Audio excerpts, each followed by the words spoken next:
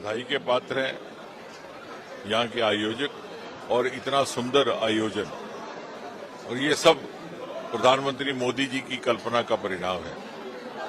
जैसे उन्होंने अपने संबोधन में कहा, नमो नव मतदाता सम्मेलन, यानी जो नया मतदाता है उसको नमन करते हुए इस कार्यक्रम का आयोजन हो रहा है।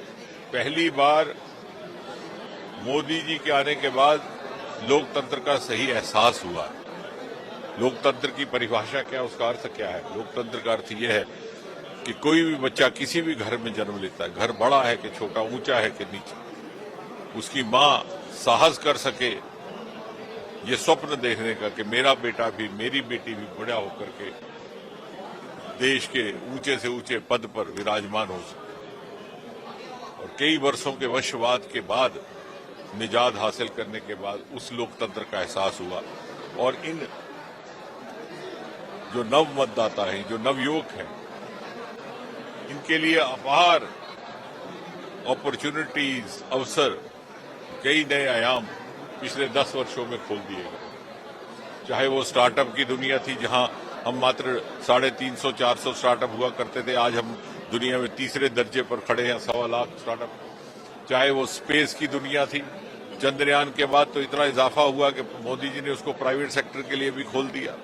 चाहे वो बायो इकोनॉमी थी, यानी वो अब सोच त्यागने का समय आया है कि रोजगार केवल सरकारी नौकरी नहीं, उससे बाहर भी बहुत से विकल्प हैं, उसका एहसास हुआ। और ये जो नव मतदाता है, इनके साथ संवाद इसलिए आवश्यक है कि इनमें से बहुत से ऐसे हैं जिन्हें शायद 2014 के पहले का दृश्य स्मरण ना हो, और किसी भी बात को, उसका महत्व समझने के लिए, उसकी श्रेष्ठता समझने के लिए अनिवार्य है कि हम उसकी तुलना कर सकें कि यदि ऐसा ना होता तो इसके विपरीत क्या था, ये क्या हो सकता था। तो जिन्होंने 2014 का जमाना देखा है, वो स्मरण करें कि उस समय देश में कैसा वातावरण था। बेहाली का माहौल, बेजारी का माहौल, निराशावाद, घोटालों पे घोटाले, कभी कोयले का घोटाला, कभी स्पेक्ट्रम का घोटाला, कभी चारा का घोटाला।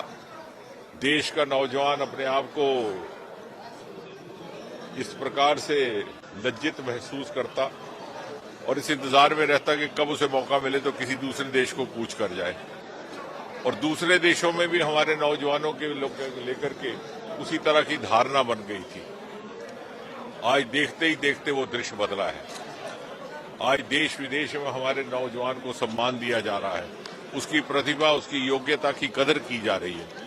बाहर के स्टार्टअप ग्रुप से हमारे नौजवानों को तरजीह देते हैं, प्रेफरेंस देते हैं। उस बात का एहसास, उस कंपैरिजन से इनको आएगा, इन बच्चों को। मोदी जी ने सरकार में 2014 बनने के 3 महीने के भीतर एक बहुत बड़ा निर्णय डीओपीटी के विभाग के माध्यम से लेते हुए ये कहा था कि अब इसके बाद किसी नौजवान को गेस्टेड अफसर से अपने दस्तावेज अटेस्ट करने की आवश्यकता नहीं।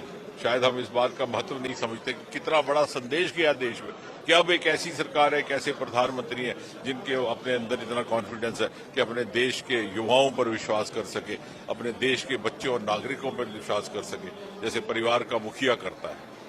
उसके बाद इंटरव्यू की प्रथा समाप्त कर दी गई ताकि हर नौजवान को लेवल प्लेइंग फील्ड मिले।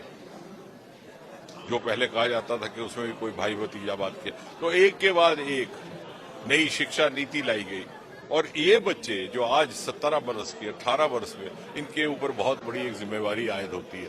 आने वाले 20-25 वर्ष में जब हम 2047 की तरफ बढ़ रहे हैं और 2047 में आजाद हिंदुस्तान अपनी 100वीं सालगिरह मनाएगा, तो वो शताब्दी उत्सव मनाने का भाग और वरदान भी परमात्मा ने इनके हिस्से में डाला।